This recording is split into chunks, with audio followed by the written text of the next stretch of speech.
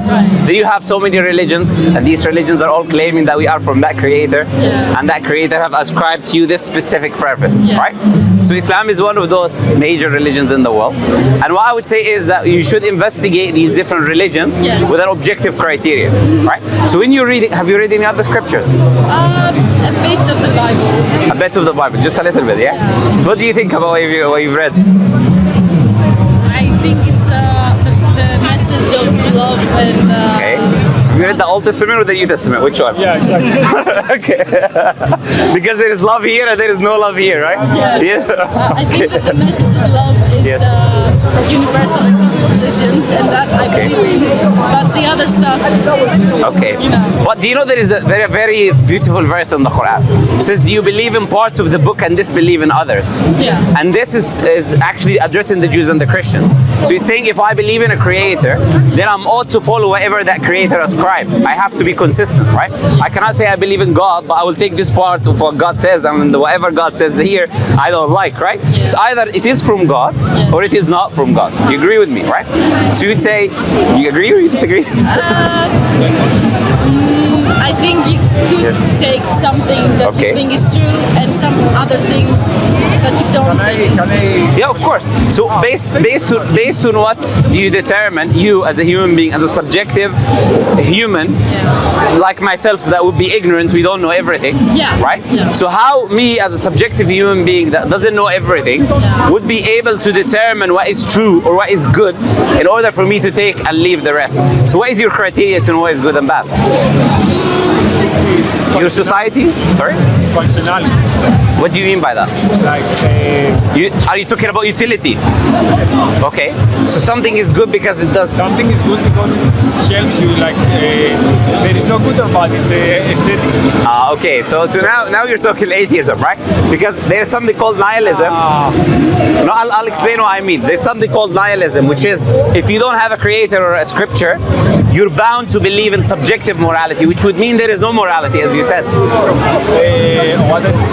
Because as I say aestheticism, because aesthetics is like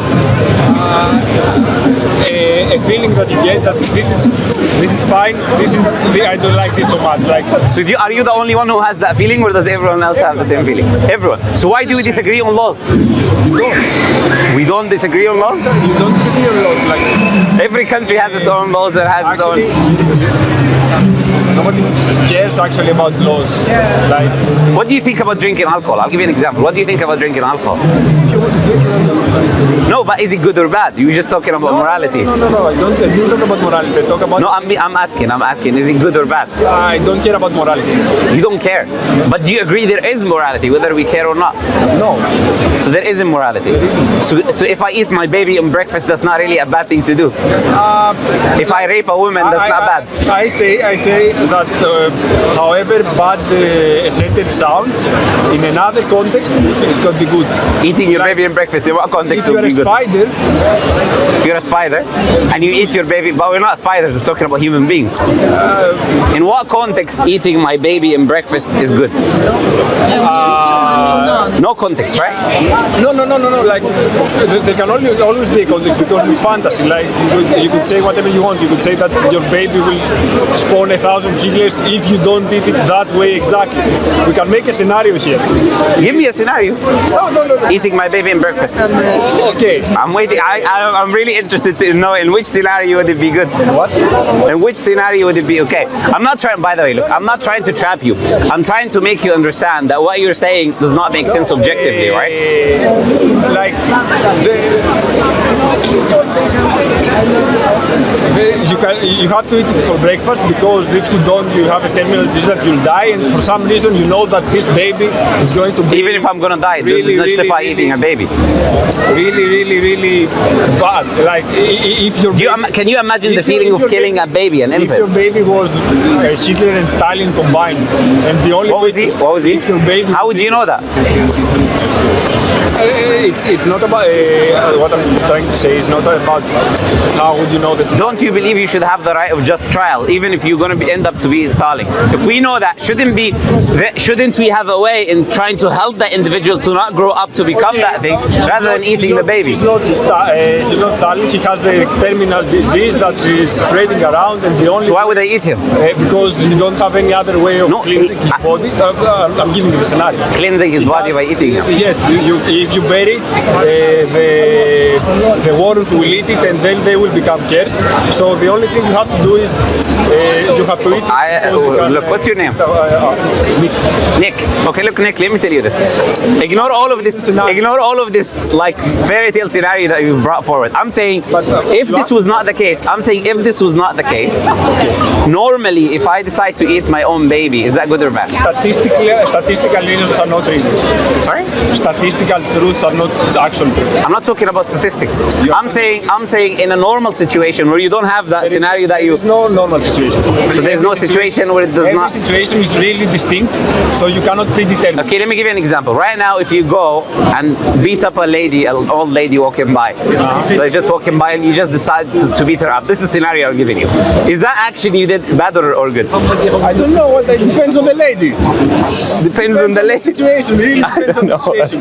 Like most of the times, it would be bad. Most of the times, like almost all of the times, it would be really bad. Oh no, so you agree with bad now? So you believe in bad? Bad is a word. It helps us. Of course, it's a word that has a meaning. As I started saying in the beginning, good or bad are utilitarians. So bad. So me wiping off half of China because there is not enough space for the other half. That's a good utility. Does that make it good? These are the problems with what you're talking about. And people still think he's good.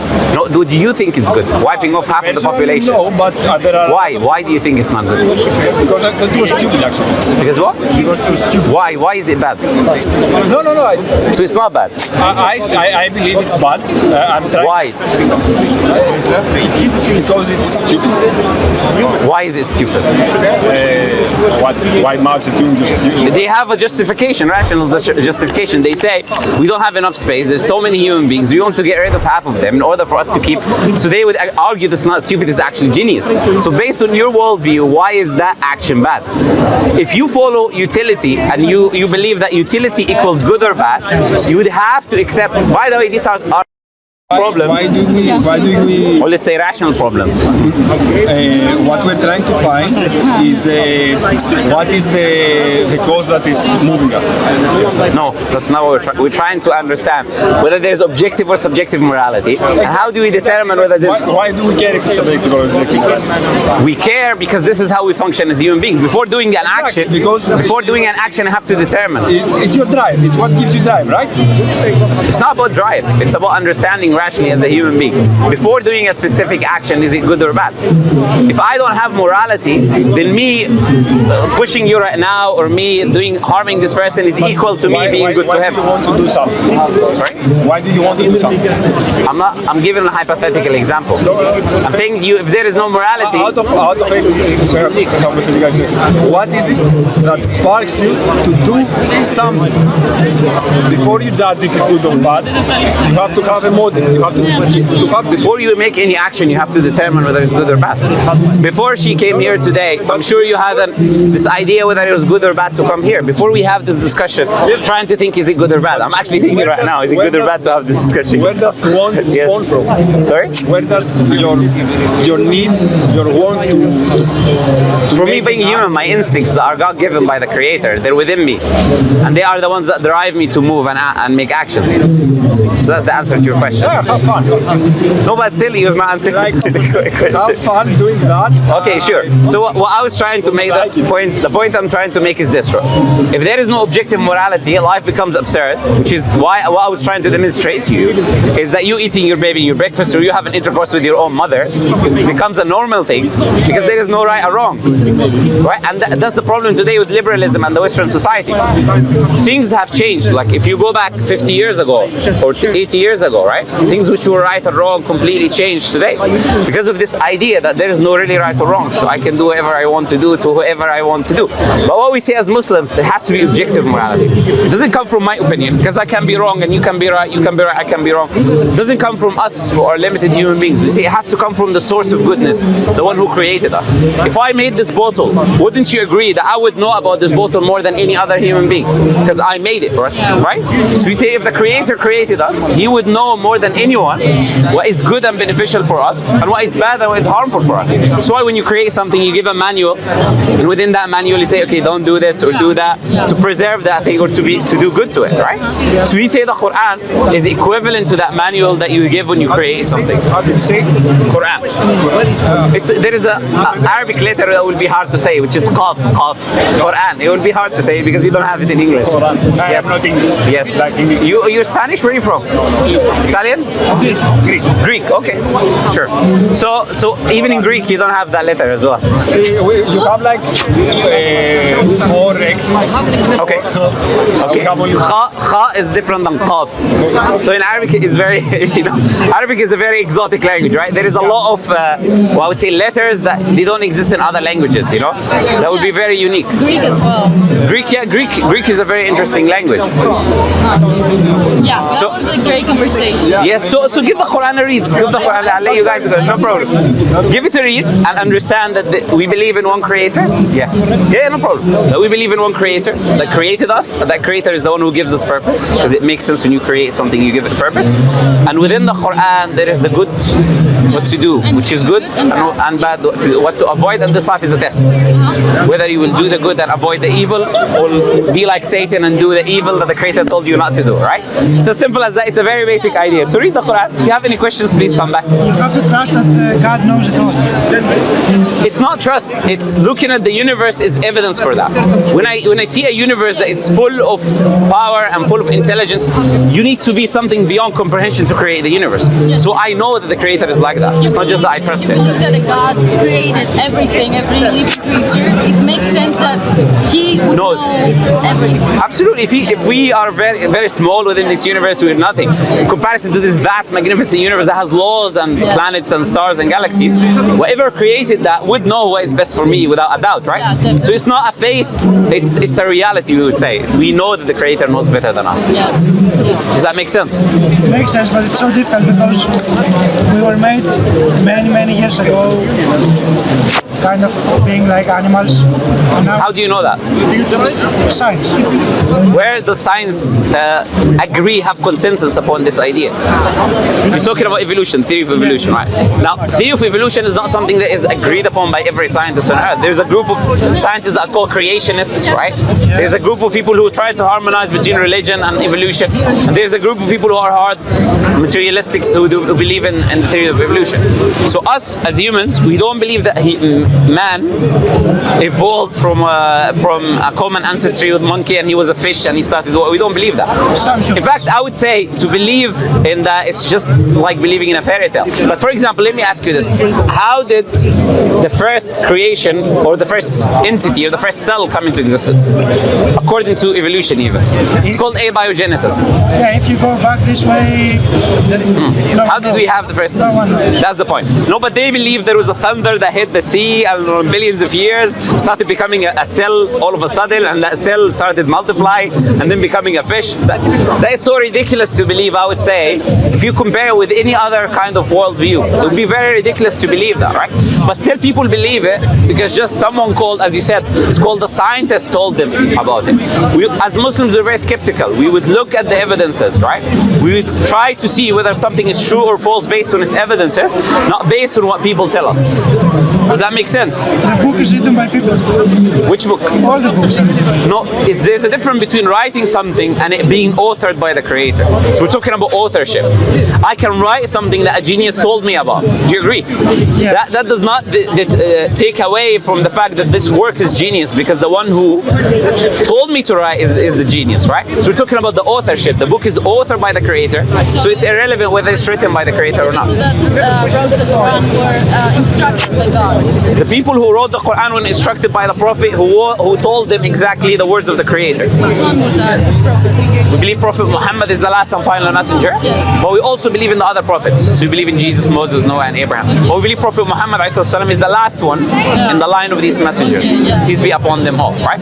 But the Communication with the Creator. yeah, so the Creator sent Angel Gabriel who told Prophet Muhammad exactly the word. Prophet Muhammad even communicated with the Creator directly as well. Yes. That's hard to digest as That's why we try to take things step by step. First, we have the step that whether there is a Creator or not. That it's rational, there is a Creator. Second step is that we investigate the Scripture, and if there's objective evidence that it is from the Creator, then based on that objective evidence, we would believe whether Prophet Muhammad did that or not. So if Prophet Muhammad came and he gave me evidence that he's a messenger of God, if I believe he's a messenger of God, that's more greater than just believing whether he spoke to God or not. Do you agree what I'm trying to say, right? So we say that Prophet Muhammad and the Quran has so much evidence that would demonstrate that this is from God, that is objective. Like for example, Prophet Muhammad spoke about the future that we're living in today. And he spoke about it 1,400 years before. And nothing that he said did not happen. So if he said X will happen, X will happen, right? For example, Prophet Muhammad said you will see the barefoot Bedouin Arabs competing. The Bedouin Arabs, Bedouins are Arabs who live in the desert. He said you will see the barefoot Bedouin Arabs competing in building the tallest buildings. What is the tallest building in the world today? Burj Khalifa in Dubai. So he said the Bedouin Arabs, you know Dubai was a desert 50 years ago. Why did it change? Discovered oil. The money came from oil, right? Prophet Muhammad said the earth will puke its treasures and money will become abundant within you. So he didn't only say that those Bedouin Arabs would be competing in building the tallest buildings in the world. He said the reason why they would be doing it. Prophet Muhammad named the countries that Islam will enter. And when he was naming these countries, he was being attacked by people in his society. He didn't know if he's going to live tomorrow or not. And he was saying, look, Islam will enter into what we call today Yemen, Jordan, Syria, Lebanon, Constantinople, Turkey, India, Pakistan. He said you will overcome the Roman and Persian Empire. Can you imagine few Arabs with no techniques, with nothing, overcoming the Roman and Persian Empire? And this is what happened. Muslims defeated the Roman and Persian Empire. In fact, one of the military leaders of the Muslims, Khalid bin Walid, defeated the army that both the Roman and Persian Empire came together to fight the Muslims and they lost. Can you imagine the two biggest empires in the world losing against Muslims, right? So Prophet Muhammad made so many predictions. For example, the Prophet spoke about the deserts of Arabia. He said you will see the deserts of Arabia becoming green again. Which means he's saying two things, that they were green in the past, which is what Nature magazine is saying, and they will be green in the future, which is what's happening today, according to NASA. So how would Prophet Muhammad know what's happened? In the infinity of the future, every possibility is going to... But he's talking about the past and the future, both.